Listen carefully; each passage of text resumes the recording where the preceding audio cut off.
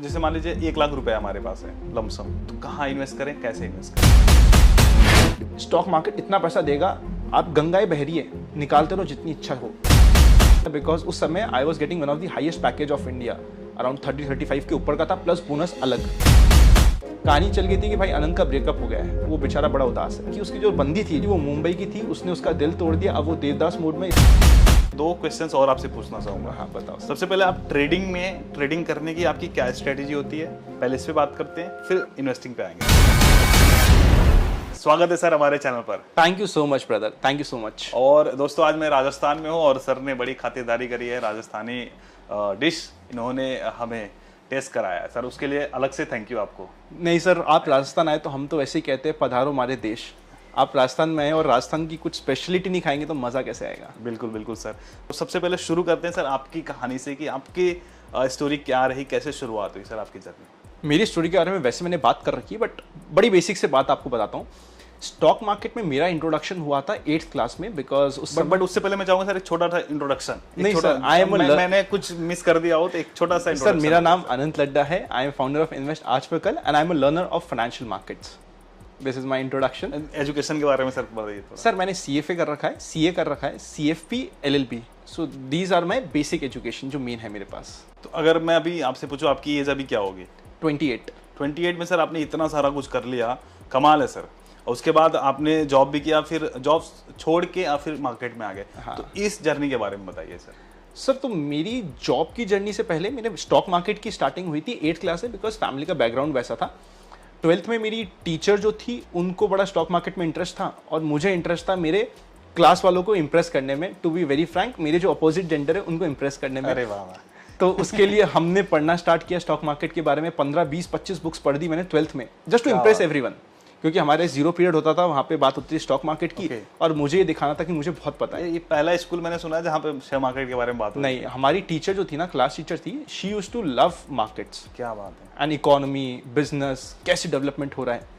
वो कारण कुछ भी रहा, उस समय कारण थोड़ा गलत था। गलत तो क्या था, मतलब मैं इंप्रेस करना चाहता था, मैं खुद सीखना नहीं चाहता था। मेरा बहुत सिंपल सा कारण था कि क्लास में जितनी भी लड़कियां है, सारी दुनिया इंप्रेस करने में लगी हुई है। नहीं अब मेरी शादी हो गई है। नहीं सारी दुनिया की मैं बात कर रहा हूँ। हाँ, बट वो गलत है, वो पर्पस गलत है।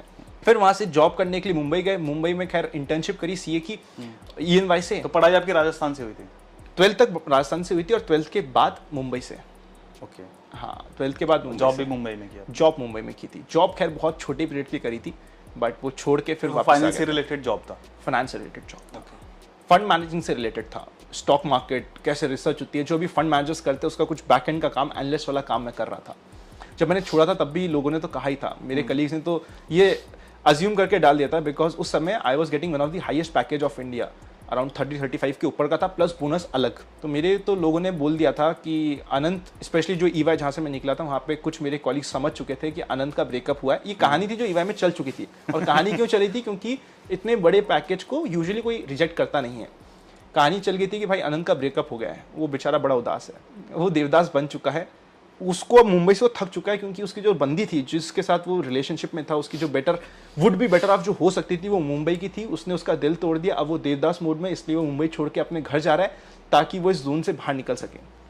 ये कहानी सबको पता थी और ये कहानी में 1% भी सच्चाई नहीं थी। बट जब ब्रेकअप वाला तो सच था ना? नहीं, कोई सच नहीं था। नहीं, अब बता नहीं रहे कि मैडम बगल में बैठी हैं। अब छोड़ देते, कुछ बातों को बातों में छोड़ देते। बट मेरा मुद्दे की बात यह है, जैसे ही आप कुछ ऐसी चीज करने की कोशिश करोगे जो नॉन कन्वेंशनल है, जो नॉन कन्वेंशनल आइडिया से आप अलग करोगे, तो लोग आपको कहेंगे कि आप अलग गलत कर रहे हो। और उसमें लोगों की भी गलती नहीं है। वो जो गलत कह रहे थे मुझे, वो मेरे वेलविशर ही थे, बट उन्होंने अपनी लाइफ साइकिल में ऐसा कुछ देखा ही नहीं कि हम कुछ इतना बड़ा रिस्क भी ले सकते हैं। तो उनको लगा कि ये गलत कर रहा है और हम इसको एज ए वेलविशर बोल दे कि भाई तो ऐसा मत कर, तू सेटल हो जाए यहाँ पे तेरे को अच्छी जॉब मिल रही है। सो आपको कई बार रिस्क तो लेनी पड़ेगी। रिस्क है तो इश्क है। रिस्क है तो इश्क है। और मेरे पास देखो, रिस्क मैं ये नहीं कह रहा कि आप रैंडमली सब कुछ छोड़ के स्टॉक मार्केट में आ जाओ और सट्टा करने लग जाओ। लेकिन लोगों को तो ये पता था कि आपका इश्क छूटा, इसके लिए रिस्क आपने लिया। सपोजिटली स्टोरी तो ये चल रही थी। तो एक चीज बताइए मेरे को, आप मार्केट में तो आए, फिर मार्केट में क्या करना शुरू किया आपने? शुरुआत कैसे करी? ट्रेडिंग से ही करी या फिर क्या किया आपने? मार्केट में हुआ ये था कि मेरे पापा को जैसे ही पता चला कि मैं स्टॉक मार्केट कर रहा हूँ कॉलेज के समय में, उन्होंने मुझे कहा कि जब तक CA नहीं होता स्टॉक मार्केट से दूर रहे, वरना तो CA नहीं बनेगा। स्टडीज के साथ स्टॉक मार्केट करोगे तो आप स्टडीज आपकी इंपैक्ट हो जाएगी, जो आपकी लाइफ लॉन्ग रिग्रेट रह जाएगा। तो मैंने वहां पे रोका, एक बार मेरी एजुकेशन हुई। तो यहाँ पे आप एक पॉइंट बोलना चाहते हो ऑडियंस से कि अगर कोई स्टूडेंट है 100% ट्रेडिंग ना करे, अवॉइड करे। स्टॉक मार्केट को सिर्फ सीखने के लिए देख रहे हैं, ठीक है, अपना एक पैसा मत लगाओ। एक बार आपकी इनकम हो जाए, एक बार आपकी जॉब लग जाए, एक बार आपकी एजुकेशन पूरी हो जाए, फिर आप स्टॉक मार्केट में आओ। बहुत सिंपल सा कंसेप्ट है। अगर आप स्टॉक मार्केट में छोटे से पैसे लेके आप, तो मैं तो ये कहता हूँ, चलो आप इनिशियली आपने एजुकेशन पे ध्यान नहीं दिया, आपके पास 1 लाख का कैपिटल, आप आ गए मार्केट में, क्या कर लोगे आप उस 1 लाख से 10 लाख से? कितना डबल कर लोगे? आपको अपना ग्रेविटी फ्री जोन तो चाहिए, आपको अपना बेस कैपिटल तो चाहिए। बेस कैपिटल बढ़ाने का सबसे अच्छा तरीका होता है एजुकेशन। मैं ये नहीं कह रहा कि बिना एजुकेशन के नहीं हो सकता, बट वहां पे आपकी सक्सेस की प्रोबेबिलिटी 1-2% होगी। अच्छी एजुकेशन के साथ अच्छे करते हुए लोगों की प्रोबेबिलिटी 70, 80, 90% है। अब आप 1% में खेलना चाहोगे या 90% में खेलना चाहोगे? बिल्कुल 90% में खेलोगे, लॉजिकल है। तो 90% जहां पे आपकी सक्सेस की प्रोबेबिलिटी है, एजुकेशन पे ध्यान दो। 1 लाख, 2 लाख, 5 लाख, 10 लाख में पता ही नहीं चलेगा आपको स्टॉक मार्केट में कब चले जाएंगे। Base capital. एक और मेंटली चीज होती है gravity free zone. Stock market उसी को पैसा देता है जिसको पैसे की जरूरत नहीं है। अगर आपको मंथली पैसे की रिक्वायरमेंट है, स्टॉक मार्केट आपको पैसा नहीं देगा। अब आपको उस पैसे की रिक्वायरमेंट नहीं है, आप उससे इमोशनली अटैच नहीं हो, स्टॉक मार्केट इतना पैसा देगा, आप गंगाएं बह रही है, निकालते रहो जितनी इच्छा हो, बट जब तक आपको रिक्वायरमेंट है तब तक नहीं मिलेगा। आप उस पर डिपेंडेंट उसी के भरोसे रहेगा तो नहीं मिलेगा फिर। ग्रेविटी फ्री जोन कहते हैं इसे। मेरे पापा के साथ, दादाजी के साथ, जिनको बहुत एक्सपीरियंस था, उनके साथ दिन के 4-4, 5-5 घंटे स्क्रीन के सामने बैठ रहा था। पापा ने मुझे पैसे मैनेज करने के दादाजी लिए भी ट्रेडिंग करते थे, आपके पापा जी भी ट्रेडिंग करते थे? ट्रेडिंग करते थे, इन्वेस्टमेंट करते थे, दोनों अलग पोर्टफोलियो है। ट्रेडिंग का दोनों अलग, इन्वेस्टमेंट का अलग पोर्टफोलियो है। आपका किस साइड कितना वेटेज है अगर आप बताना चाहें? हाँ, बहुत क्लियर है। मेरा आज भी वेटेज रफली मेरे पोर्टफोलियो का 50% फ्लैट जो लिक्विड पोर्टफोलियो है, सीधा म्यूचुअल फंड और इंडेक्स फंड्स में है। उसमें भी मेरा मेजॉरिटी म्यूचुअल फंड्स है, मुझे उस पर ज्यादा विश्वास है। बाकी बैलेंस 50% मेरे डायरेक्ट स्टॉक्स में यूजुअली आज के दिन में बात करूं तो काफी कैश है और काफी ट्रेडिंग शॉर्ट टर्म स्विंग में चल रहा है। वरना मेरा एक पोजिशनल का भी पोर्टफोलियो होता है, पर अभी के market is not right for positional trading. तो रफली दिवाली के बाद से मेरी पोजिशनल ट्रेडिंग का पोर्टफोलियो ऑलमोस्ट 0 है। स्विंग ट्रेडिंग का पोर्टफोलियो ऑलमोस्ट 50% का बना हुआ है, स्विंग ट्रेडिंग और कैश का। तो ये वीडियो हम शूट कर रहे हैं मई में, हो सकता है थोड़ा सा अगर लेट आए तो इस समय की बातें हो रही हाँ, बट 50% मेरा हमेशा as a rule mutual funds में रहता है, for my goals, for my dreams, for my aspirations. और बैलेंस 50% जो मैं डायरेक्ट स्टॉक्स में बात करता हूँ, वहां पे मैं बाय एंड फॉरगेट नहीं करता। वहां पे मैं नॉर्मली उसको ट्रैक करता हूँ, रिव्यू करता हूँ। मेरा टाइम होराइजन आज के दिन है 3 दिन से लेकर 15 दिन के बीच का होल्डिंग पीरियड। अगर मार्केट अप ट्रेंड में होता है, मार्केट अच्छा होता है, मार्केट में रैली की एक्सपेक्टेशन ज्यादा होती है, तो मेरा टाइम होराइजन हो जाता है 3 वीक से लेकर 1.5-2 महीने के बीच का। ये मेरा 3 महीना मैक्सिमम। फिर इसमें मेरे स्टॉक्स में रिव्यू करता रहता हूं। अगर अच्छा पोर्टफोलियो है, अच्छा स्टॉक है, तो मैं वो आगे भी अपग्रेड हो जाता है, नहीं तो मेरा वो रिव्यू होता है, स्टॉप लॉस हिट होता है तो एग्जिट हो जाता है। अच्छा, एक हम इस पे आते हैं, कोई अगर बिगिनर देख रहा है, उसने कहीं इन्वेस्टमेंट नहीं करा है, कोई गलती से इंश्योरेंस खरीद लिया होगा उसने, किसी रिलेटिव ने चिपका दिया होगा, तो जैसे मान लीजिए 1 लाख रुपए हमारे पास है लमसम, तो कहाँ इन्वेस्ट करें, कैसे इन्वेस्ट करें? स्टार्टिंग में शुरुआत करना है? नहीं, सबसे पहले इन्वेस्टमेंट की बात नहीं होगी, सबसे पहले होगी इमरजेंसी फंड की बात। आप बताइए। सबसे पहले आपका जितना मंथली एक्सपेंडिचर होता है मल्टीप्लाइड बाय 6, इतना आपके पास 6 महीने का एक्सपेंडिचर वो रेडी होना चाहिए। एक्सपेंडिचर की बात कर रहा हूं मैं, इनकम की बात नहीं कर रहा। इतना आपके इमरजेंसी फंड में रेडी होना चाहिए। मतलब आज रात को 12 बजे जरूरत पड़ी, वहां से निकाल लिया। जरूरत आपको ये लग सकता है 6 महीने यूज नहीं आई, कोई इमरजेंसी नहीं आई। अरे भाई, इमरजेंसी नहीं आई तो अच्छी बात है, अच्छी बात है। इमरजेंसी नहीं आई तो अच्छी कई बात बार है। लोग ये सोचते हैं टर्म प्लान हम इसलिए नहीं लें, उसका यूज हमें नहीं मिलेगा। हम तो टपक जाएंगे, अब हमको फायदा नहीं मिल रहा है, तो कई लोग इस चक्कर में नहीं लेते। नहीं, तो सेकंड पॉइंट टर्म प्लान का ही होता है। सेकंड आपको टर्म प्लान लेना है और बेसिक लेना है। टर्म प्लान को कॉम्प्लिकेट मत करो, उसके साथ कुछ ऐड कर दिया, कोई उसको कॉम्प्लिकेट करके मुझे बाद में पैसा में, कुछ नहीं। टर्म प्लान को थोड़ा सा बता दीजिए कि सही वाला टर्म प्लान क्या होता है, वो बता दीजिए। आपकी कार है, कार का इंश्योरेंस कराते हो, बिल्कुल। कब मिलेगा आपको उसका कवर? जब कार को कुछ हो जाएगा। कुछ हो जाएगा। टर्म इंश्योरेंस में आप अपना इंश्योरेंस कराते हो, आपको उसका पैसा तब मिलेगा जब आप इस दुनिया में नहीं रहेंगे, आपको कुछ बहुत ज्यादा हो जाएगा। आपकी फैमिली को आपने सिक्योर कर लिया। टर्म इंश्योरेंस है वर्ल्ड का चीपेस्ट इंश्योरेंस है। और इंश्योरेंस का मतलब ही ये होता है कि देखिए, आपको पैसे की 2 समय रिक्वायरमेंट होगी। जिस समय आप इस दुनिया में नहीं हो आपकी आगे वाली फैमिली के लिए, या फिर जिस समय आप बिस्तर में हो उस समय फाइनेंशियली सपोर्ट करने के लिए। तो टर्म इंश्योरेंस और दूसरा हेल्थ इंश्योरेंस, बस ये 2 आपको लेना है। तो आई थिंक टर्म इंश्योरेंस में भी कुछ ऐसा होता है कि क्रिटिकल सिचुएशन में वो लोग हेल्प करते हैं। क्रिटिकल इलनेस मरे राइडर नहीं तो जितने भी आपको राइडर्स ऐड करवाना है आपको टर्म इंश्योरेंस का, क्योंकि उसका प्रीमियम आपका फिक्स हो जाता है। ओके। हेल्थ इंश्योरेंस का राइडर कम से कम ऐड करवाओ। बहुत सिंपल पॉइंट है, बेसिक से बात करते हैं। पहले आपने इमरजेंसी फंड रख दिया, हाँ। सेकंड टर्म इंश्योरेंस में बेसिक टर्म इंश्योरेंस लेना है, उसमें मेरे को पैसा वापस चाहिए, वो लालच छोड़ दो, वो क्योंकि पैसा वापस मिलेगा तो एक बार एक्सेल में कैलकुलेट करना 3-4-5% के इंटरेस्ट या रिटर्न्स मिलेंगे आपको। बेसिक टर्म इंश्योरेंस लेना है, पर उसमें क्रिटिकल इलनेस का राइडर, अगर आप 1-2 और राइडर ऐड करवाना चाहते हो तो टर्म इंश्योरेंस में करवा लीजिए। तीसरा आपको हेल्थ इंश्योरेंस लेना है, जिस समय आप बेड पे होगे आपकी फैमिली को सपोर्ट हो जाएगा। फिर चौथे इन्वेस्टमेंट की बात आती है। और मुझे लगता है टर्म इंश्योरेंस और हेल्थ इंश्योरेंस ये सबका आप इनकम टैक्स में आप उसको आपको टर्म इंश्योरेंस का 80C में मिल जाएगा, हेल्थ इंश्योरेंस का 80D में मिल जाएगा, आप दोनों को यूज कीजिए, दोनों को यूज कर सकते हैं, दोनों को यूज करिए। तो एक तरीके से फ्री में ही हो रहा है, एफिशिएंटली हो रहा है, बिल्कुल एफिशिएंटली हो रहा है। हाँ हाँ हाँ। तो दोस्तों आई होप कि आपको समझ में आ गया होगा टर्म इंश्योरेंस के फायदे। अगर बात करें कि आपको कितने तक का कवर लेना चाहिए, तो इसका सिंपल सा फॉर्मूला है 20x इंटू आपकी एनुअल सैलरी।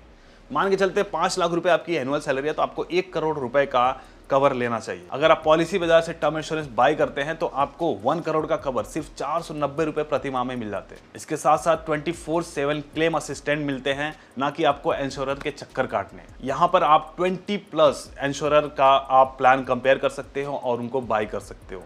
आप 80 साल तक का कवरेज ले सकते हो, और साथ ही साथ इसमें आपको 59 क्रिटिकल इलनेस कवर भी मिलता है और एक्सीडेंटल कवर भी मिलता है with the help of rider. और दोस्तों आपको 10% का डिस्काउंट भी मिल जाता है अगर आप पॉलिसी बाजार से लेते हैं, क्योंकि एक ऑनलाइन पोर्टल है।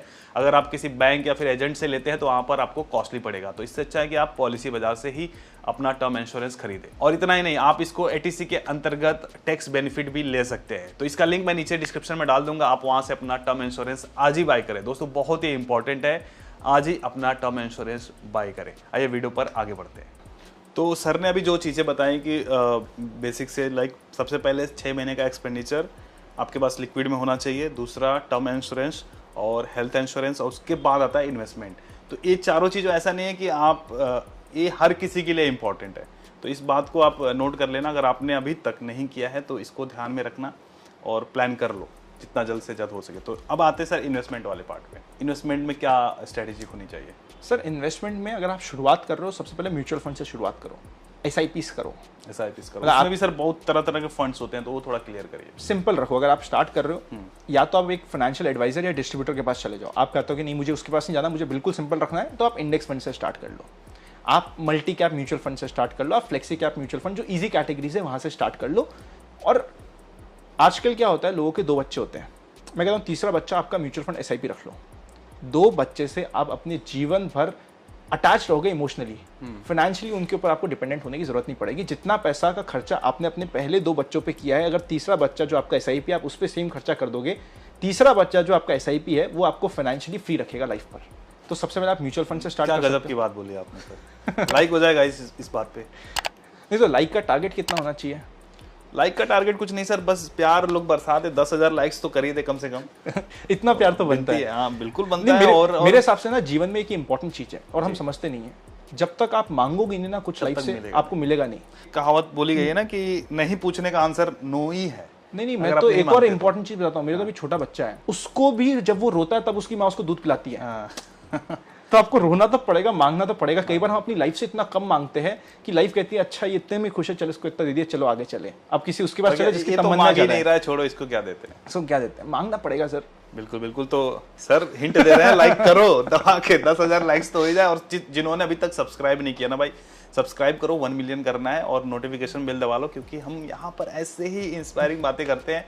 वो जो इन्वेस्टमेंट वाले पार्ट में आप बता रहे थे कि आप दो बच्चा समझ के करो, तीसरा बच्चा आपका SIP होगी, तो आपने म्यूचुअल फंड से स्टार्ट कर दिया। म्यूचुअल फंड से शुरू कर दिया। इवन आई थिंक 500 रुपए से पर मंथ से शुरू हो जाते हैं। आप कर सकते हो 500 रुपए। इसको तो स्टूडेंट जो शुरू कर सकते हैं ना, बिल्कुल कर सकते हैं सर। ट्रेडिंग भले स्टूडेंट शुरू ना करे, हाँ इसको कर सकते हैं, क्योंकि इसमें आप देख नहीं रहे पोर्टफोलियो को ज्यादा।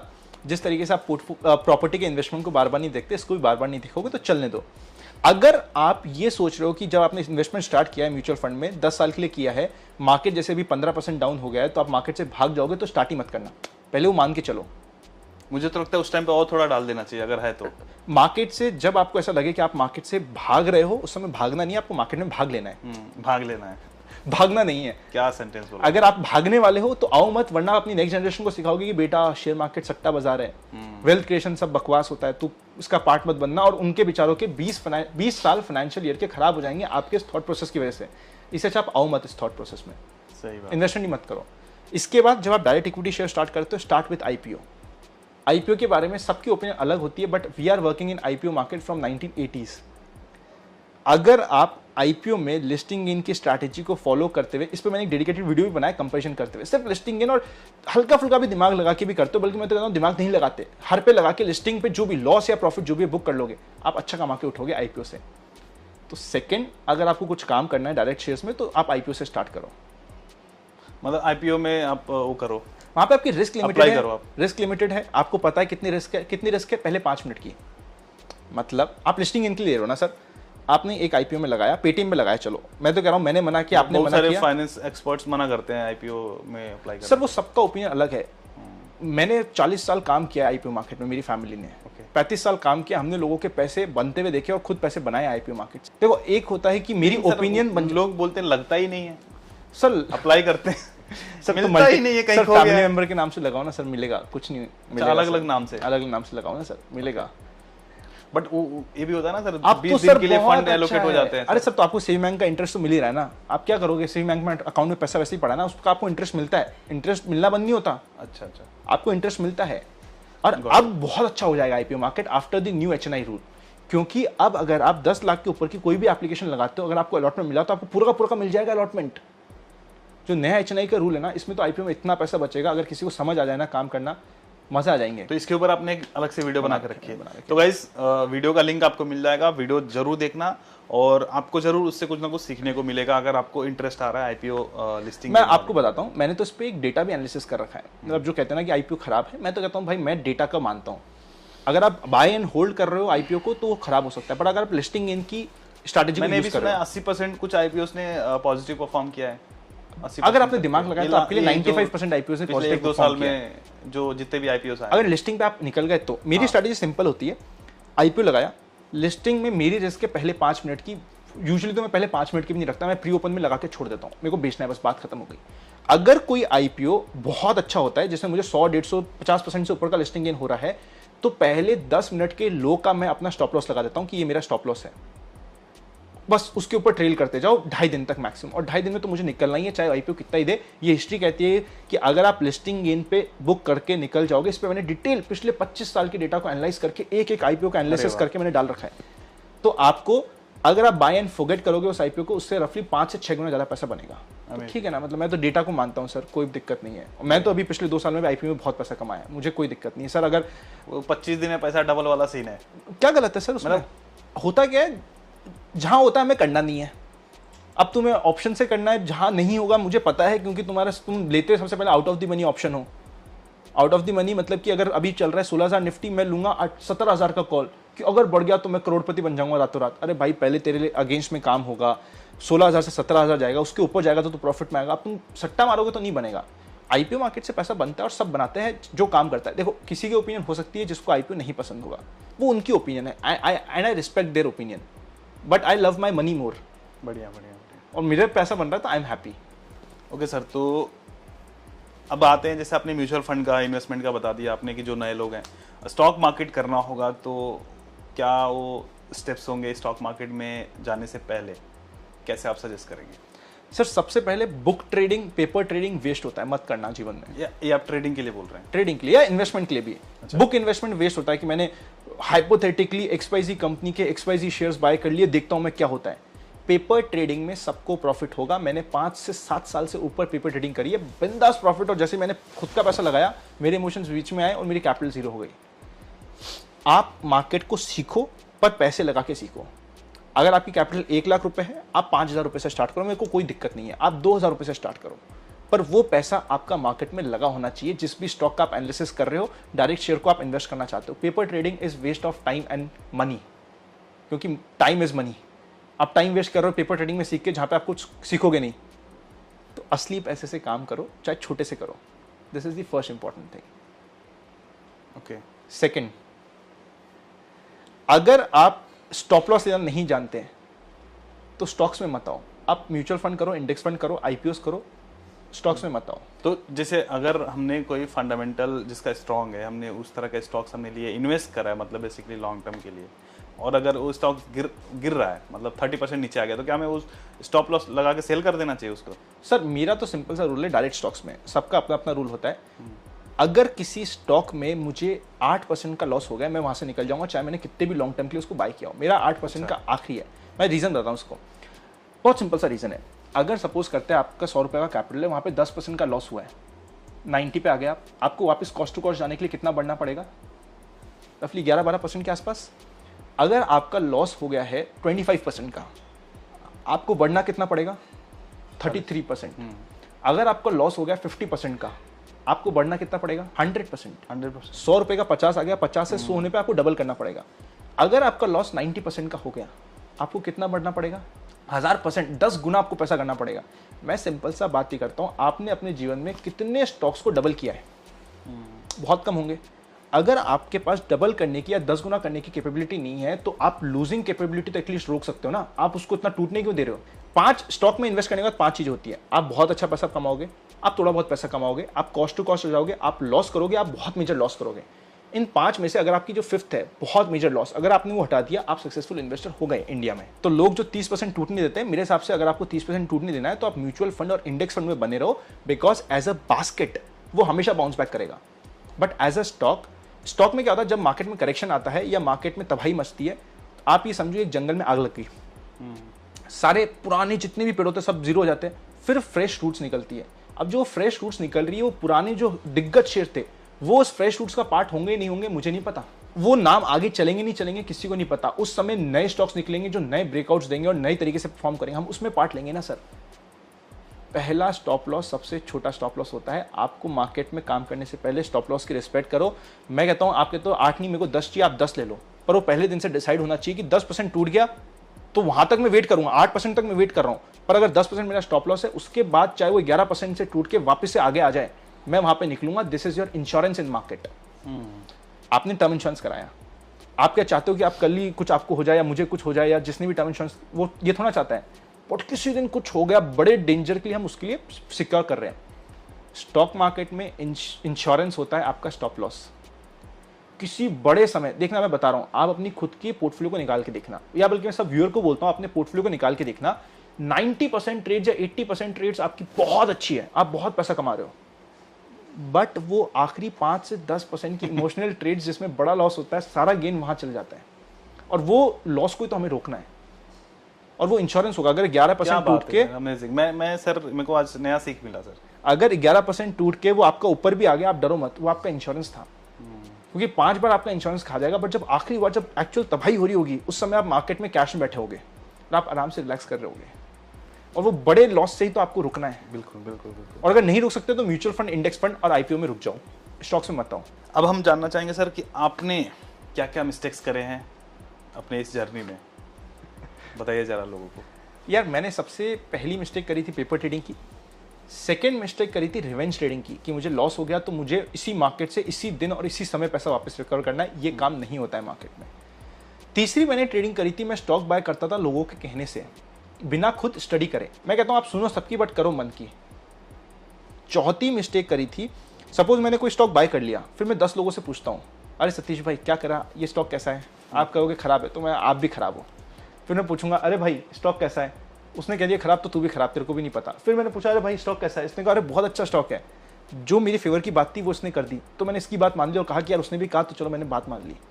इसे कहते हैं कंफर्मेशन बायस, कि मैं लोगों से कंफर्मेशन लेता हूँ, बहुत सारे लोगों से, 100 लोगों से मेरे शेयर के लिए पूछता हूँ, जिस 10 ने कह दी अच्छा है मैं उसकी बात मान लेता हूँ, बाकी कहता हूँ तुम्हें पता नहीं है। ऐसा मत करो। तो ये 4 मेन मिस्टेक। तुमको समझ नहीं है, मैं किसी और से पूछता हूँ। हाँ, तुम्हें समझ भी तो मैं किसी और से भी पूछता हूँ, यार चल तू क्या बोलता है भाई, तू भी बता दे। कंफर्मेशन बायस में मत पड़ो। तो एक और चीज़, जैसे सर आप आपके घर में आपके दादाजी, आपके पिताजी और फिर आप, तो आपने काफ़ी एक अच्छा खासा एक्सपीरियंस आपने देखा होगा, एक लंबा टाइम आपने देखा है मार्केट का। तो आपको क्या लगता है कैसे इवॉल्व हो रहा है मार्केट और आने वाला टाइम कैसा होगा? यार, मार्केट इवॉल्व बहुत जल्दी हो रहा है और हमें भी जल्दी जल्दी अडॉप्ट होना पड़ेगा। आपने अगर मेरे को फॉलो किया थोड़ा बहुत भी या मेरे साथ जुड़े हुए हो ना, मैं हर साल 2 बार मुंबई या बैंगलोर जाता हूँ। ज़्यादा जाने की जरूरत नहीं होती, आप 15-15 दिन जाके वहाँ पे रुको, आपको पता चलता है कि एक्चुअली हो क्या रहा है इंडिया में। आप बाहर जाओ कहीं, उसको फाइनेंशियल नज़र से देखो, बहुत सारी चीज़ें बदल रही है।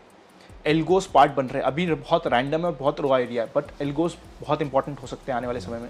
किस तरीके से एल्गोस के बारे में थोड़ा एल्गो ट्रेडिंग सर, कंप्यूटर आपके लिए ट्रेडिंग कर रहा है, स्टॉप लॉस लगा जो आप नहीं पा रहे वो कंप्यूटर आपके लिए लगा के छोड़ देगा, ऑटोमेशन। अभी अच्छे एल्गोज नहीं है इंडिया में, मैं उसको स्टडी कर रहा हूँ, मैं मेरी ऑडियंस के लिए भी स्टडी कर रहा हूँ, मैं शायद 35 से ऊपर एल्गोज में आज काम कर रहा हूँ। ये एक इंपॉर्टेंट चीज़ है। Second, be grateful in life. जो मैंने जो जर्नी में मेरे दादाजी से सीखा है, पापा से सीखा था, या जो मैंने खुद अपनी छोटी सी जर्नी से सीखा है ना, ये देखो, ईगो तो रावण का भी नहीं चला था। वो कहते हैं ना कि अर्जुन नर का क्या बड़ा समय बड़ा बलवान, याद होगा ये आपको, ये हमारी गीता की कुछ आखिरी श्लोक होते हैं कि अर्जुन नर का क्या बड़ा समय बड़ा बलवान। और इसमें हुआ ये था कि एंड में कृष्ण भगवान का अंतिम समय था, उस समय कृष्ण भगवान ने अर्जुन को बुलाया कि यार मेरी सारी गोपियाँ मुझसे मिलने आई है, इनको आप घर तक छोड़ के आ जाओ। अर्जुन वॉज लाइक हाँ यार मैं छोड़ दूंगा, कोई मेरे रहते हुए कोई कुछ नहीं कर सकता। पर जब वो जा रहे थे ना, भील, इसके लिए आखिरी लाइन आती है, भीला कोसिया गोपिया वही अर्जुन वही बाण। मतलब समय इतना बलवान होता है कि भीलों ने भी अर्जुन को हरा दिया क्योंकि उसका समय सही नहीं चल रहा था। तो अपने समय पे गुरूर मत करो, बी हम्बल। और इवन अगर आप कुछ काम कर रहे हो ना, सिर्फ पैसों के लिए मत करो। If money is the only thing जिसके लिए आप कोई काम कर रहे हो, वो काम ही मत करो, क्योंकि या तो आप उसको सस्टेन नहीं कर पाओगे, या जो आपने कमाया वो किसी ना कैसे करके वापस चले जाएगा। फॉर एग्जाम्पल, अपन कंटेंट बना रहे हैं, आपको मजा आता है, आप कितना ट्रैवल कर रहे हो यार, दिल्ली से आप उज्जैन पहुंच गए, पता नहीं कहाँ कहाँ घूमते हुए आ रहे हो, और लखनऊ पहुंच गए, लखनऊ से आप कोटा आए हो, आप कोटा से आप बॉम्बे जाओगे या ब्यावर होते हुए जाओगे, तो ये आपको मजा आ रहा है। स्टॉक मार्केट में जस्ट बिकॉज आपके फ्रेंड्स काम कर रहे हैं, कंपल्सिव आपको आना जरूरी नहीं है। अगर आपको नहीं समझ आता, आपकी नॉलेज नहीं है, आपका इंटरेस्ट नहीं है, तो आप म्यूचुअल फंड को, इंडेक्स फंड को यूज कर लो। इंटरेस्ट है तो इससे अच्छी जगह नहीं है कोई। मैं यहाँ पे किसको डिमोटिवेट नहीं कर रहा, मैं जस्ट सच्चाई बता रहा हूँ। बिल्कुल बिल्कुल सच्चाई बताना। सिर्फ आप अगर 3 साल में, 1 साल में, 2 साल में पैसा डबल करने के लिए भाग के इसमें काम कर रहे हो तो मत करो सर। आपको मजा आ रहा है ना सर कंटेंट बनाने में? बिल्कुल। मैं अभी हम लोग जस्ट इसके पहले डिस्कस कर रहे थे कि हम ब्रांड्स को मना कर देते हैं बिकॉज हमें वो ब्रांड सही नहीं लगती। अगर हम सिर्फ वो पैसे कमाने के लिए कर रहे होते तो शायद हम वो ब्रांड्स भी कर लेते। बिल्कुल कर लेते। उसी तरीके से स्टॉक मार्केट में, मैं कंटेंट से स्टॉक मार्केट को जोड़ रहा हूँ, उसी तरीके से स्टॉक मार्केट में अगर आप सिर्फ पैसा कमाने के लिए आओगे, आप सट्टा भी मारोगे। क्योंकि वन टाइम वंडर बनने में सबकी इच्छा होती है। सही बात। मत करो ना सर। आज के दिन इंडिया की 60% पॉपुलेशन मिडिल क्लास में, 60 से ज़्यादा ही है। मेरे पास जो डेटा है स्टैट्स की, मैं तो देखो स्टैट्स का आदमी, मुझे तो जो डेटा आता है मैं तो मान लेता हूँ, चलो 60 से 70% मान लो। इस 70% में से जो आज मिडिल या लोअर मिडिल क्लास में है, एटलीस्ट 50% यानी कि 35 से 40% लोग अपर मिडिल क्लास में या अपर क्लास में चल जाएंगे। उनका खर्चा बढ़ेगा तो इनकम बढ़ेगी। अब वो कौन होंगे 50% मुझे नहीं पता, पर होंगे, ये मेरा पूरा विश्वास है। आप और हम ही बताओ, क्या हमारा खर्चा आने वाले समय में बढ़ेगा कम होगा? बढ़ेगा। आपका बढ़ेगा खर्चा तो किसी का इनकम बढ़ेगी, किसी का खर्चा किसी की इनकम होती है। नॉर्मल मैथ्स है हमारी, मतलब अगर आप खर्चा कर रहे हो तो पैसा किसी की जेब में तो आएगा। तो इंडिया ग्रो कर रहा है उससे, इंडिया की इकोनॉमी ग्रो कर रही है। ये 5 ट्रिलियन 10 ट्रिलियन ये सब नंबर्स बहुत छोटे रहने जाएंगे बहुत जल्दी। मैं सर जाते जाते 2 क्वेश्चंस और आपसे पूछना चाहूँगा। हाँ बताओ। सबसे पहले आप ट्रेडिंग करने की आपकी क्या स्ट्रेटेजी होती है, पहले इस पे बात करते हैं, फिर इन्वेस्टिंग पे आएंगे। तो पहले ट्रेडिंग बताइए। सर ट्रेडिंग की मेरी स्ट्रैटेजी होती है, मार्केट के अकॉर्डिंग अपने आप को बदलते रहो। आप दिवाली से पहले की बात करोगे तो I was doing positional trading, जहाँ पे मैं 3 हफ्तों से 3 महीनों के लिए होल्ड कर रहा था। अभी बात करो तो अभी मैं स्विंग ट्रेडिंग कर रहा हूँ। देखो मार्केट क्या है, आप समझो, थोड़ा सा अगर आप एक्सप्लेन कर समझाता हूँ सर, मैं रीजन भी समझाता हूँ आपको। आप सपोज एक पार्टी में गए हो, पार्टी में गाने बदलते जा रहे हैं, कभी चला डिस्को, आप क्या करोगे? डिस्को थोड़ा डिस्को, फिर जैज चला तो आपको जैज करना पड़ेगा। फिर सपोज करते इंडियन क्लासिकल चल गया तो आपको या तो चुपचाप साइड में बैठना पड़ेगा या फिर उसके अकॉर्डिंग डांस करना पड़ेगा, आपको चेंज होना पड़ेगा। मार्केट भी वैसा है। अच्छा, हर समय डांस चेंज कर, म्यूजिक चेंज करता रहता है। एग्जांपल सर कैसे आप बनाते हो सर? इतना बढ़िया किसी भी नूब इंसान को समझ में आ जाएगा। तो जैसे गाने बदलते हैं, हमें भी अपने आप को, अपनी स्ट्रैटेजीज को बदलना पड़ेगा। इसमें मैंने बुक भी लिखी है अभी, जिसमें 13 स्ट्रैटेजीज की बात करी स्विंग ट्रेडिंग की। बुक से याद है सर, बुक मैं अभी आपको दे दूंगा सर, हम आपको स्क्रीन पे दिखाएंगे। सर ने बुक लिखी है सर, कमाल है। तो उसमें मैंने 13 स्ट्रैटेजीज की बात करी। लोग कहते हैं 1-2 में बात कर लो, मैं मार्केट गाना चेंज कर रहा है, मैं 1-2 की कैसे बात करूं? उस 13 में से हर समय में सिर्फ 3-4 ही काम करेगी। वो कौन सी काम करेगी, कब काम करेगी, वो भी मैंने बात करी है। अब ट्रेडिंग की मुझे स्टाइल होती है कि स्टॉप लॉस फॉलो करो। 8% का मेरा स्टॉप लॉस रहता है मेजरली, 25% का टारगेट रहता है। मुझे ब्रेकआउट्स पे काम करना पसंद है, मुझे सपोर्ट पे काम करना पसंद है। ये मेरी सिंपल सी स्ट्रैटेजी होती है। और मंथ में सर कितने दिन आप ट्रेडिंग करते हैं? सर जितने दिन मार्केट अलाउ कर दे सर, अपन तो मार्केट के गुलाम हैं। कैसे आपको पता चलता है कि मार्केट अलाउ कर रहा है, नहीं कर रहा है? जनरल मार्केट ट्रेंड को मैं फॉलो करता हूँ। उसके लिए एक मैंने अलग सीरीज बनाई है कि जनरल मार्केट ट्रेंड आपको क्या कह रहा है, मार्केट में कितने डिस्ट्रीब्यूशन हो रहे हैं, कितनी बार लोगों ने इंस्टीट्यूशंस ने मेजर सेलिंग करी। आई थिंक हमें इंस्टीट्यूशन के साथ खड़े होना है, हमें उनसे लड़ना नहीं है। हमारी गलती क्या होती है, हम कहते हैं कि अच्छा FIS बेचेगा, हम तो लड़ेंगे उससे। आप क्यों लड़ते हो सर, क्या जरूरत है? आप उसके साथ खड़े हो जाओ ना, जो वो कर रहा है। उसको फाइंड करने के लिए एक वॉल्यूम डिस्ट्रीब्यूशन डेज होते हैं, जिसके बेसिस पे आप देखते हो कि मार्केट में कितने दिन हैवी सेलिंग हुई है, उसका एक हमने कैलकुलेशन कर रखी है। उसके बेसिस में मार्केट को मैं फॉलो करता हूँ। अभी फॉर एग्जांपल मार्केट थोड़ा सा स्लगिश चल रहा है, थोड़ा सा कंफ्यूजिंग चल रहा है, तो इस समय मार्केट में रुक जाओ। Okay, money saved is money earned. हर दिन मार्केट से लड़ने की जरूरत नहीं है। सेकंड, जब मैं आपके साथ मिल रहा हूं तो आज मैंने कुछ नहीं किया सर ये तो मैं मुंबई गया तो मैं कुछ नहीं करूंगा। बहुत सारा आभार नहीं सर, आपको, अरे धन्यवाद सर, आप आए कोटा में, आपने वो बड़ी टाइम बात दिया है। सर। अब फॉर एग्जांपल मैं मुंबई गया हूं तो मैं कुछ नहीं करूंगा। फिर Okay. मैं फैमिली के साथ घूम रहा हूं तो मैं ट्रेडिंग नहीं करूंगा। whenever you are giving time to any person or any situation, जिसमें घूमने गया हूं, that is a situation, उस समय मार्केट को छोड़ दो। ये डिसिप्लिन होना जरूरी है, मुझे ऐसा लगता है, जिस तरीके से आपने डेवलप किया है डिसिप्लिन। सर मैंने भी सीखा है गलतियां कर करके, और धीरे धीरे थोड़ा बहुत सीखा, और अब और सीख रहा हूँ सर, इंप्रूव कर रहे हैं डेली हम लोग भी। सर अब हम आते सर इन्वेस्टिंग वाले पार्ट पे। इन्वेस्टिंग के लिए क्या स्ट्रेटजी है आपकी? गोल्स बनाओ, रिस्क प्रोफाइल अपनी जानो, गोल्स के लिए इन्वेस्ट करते रहो। जब आपका गोल 3 साल बचे आने के लिए, फिर वापस आपको रीबैलेंसिंग करनी पड़ेगी। आप सपोज मैंने मेरे रिटायरमेंट के लिए 25 साल बाद के लिए कोई प्लान किया है और इन्वेस्टमेंट किया है, मार्केट में जर्क आ रहा है, डरो मत यार, कुछ नहीं होता। आप बताओ अगले 5 साल में इंडिया या वर्ल्ड एज अ होल बढ़ेगा या टूटेगा? मतलब इकोनॉमी बढ़ेगी या बढ़ेगा। अब whenever in doubt zoom out. एक दिन की वॉलेटिलिटी डर लग रही है, पिछले देखो 1 साल में क्या हुआ, फिर देखो पिछले 5 साल में क्या हुआ, फिर देखो पिछले 10 साल में क्या हुआ। कमाल है सर, कमाल है। कैसे जी एक्सप्लेन करने का तरीका बड़ा सर आपसे ही सीख रहे हैं सर। नहीं सर हम तो आपके रह गए बहुत सर, अच्छे आज बात करके बड़ा ही मजा आ रहा है सर। अच्छा, मुझे भी बड़ा मजा आ रहा है सर। आप आगे इसमें कंटिन्यू करिए। तो सिंपल सी मुद्दे की बात यह है कि अपने गोल पे बने रहो, उसके हिसाब से इन्वेस्ट करो। वरना आप अगर सपोज करते हैं मार्केट में जर्क आया, पैसा निकाल लिया, आप करोगे क्या उस पैसे का? पैसा निकलता है तो एक फॉर्म से दूसरी फॉर्म में कन्वर्ट हो जाता है। अगर आपको 5 साल की जरूरत नहीं, कन्वर्ट करके करोगे क्या? एक स्टॉक से निकाला, क्या करोगे? म्यूचुअल फंड से निकाला, क्या करोगे? दूसरा म्यूचुअल फंड बाय करोगे या FD कर लोगे, जिसके लिए बाद में 5 साल बाद परेशान हो गए। वो सिर्फ फॉर्म चेंज करेगा। तो अननेसेसरी मार्केट से डरो मत, अपने गोल पे बने रहो। पर हाँ, अगर आपका गोल आ गया है और अगले 3 साल में पैसे की रिक्वायरमेंट है, तो निकल जाओ मार्केट से आज ही। आपको नहीं होना चाहिए मार्केट में। Take that mutual fund out of the market, जिसकी रिक्वायरमेंट अगले 3 साल में होने वाली है। उसको आप डेट में रखो, FD में रखो, जो आपकी मर्जी पड़े करो। सिंपली अपने रूल्स को फॉलो करो, गोल्स के बेसिस पे इन्वेस्टमेंट पे बने रहो, पैसा बनेगा। Thank you so much sir, बहुत ही अच्छा लगा आपसे बात करके। आई होप कि ऑडियंस को भी आज बहुत अच्छा लगा होगा आज का वीडियो देख के।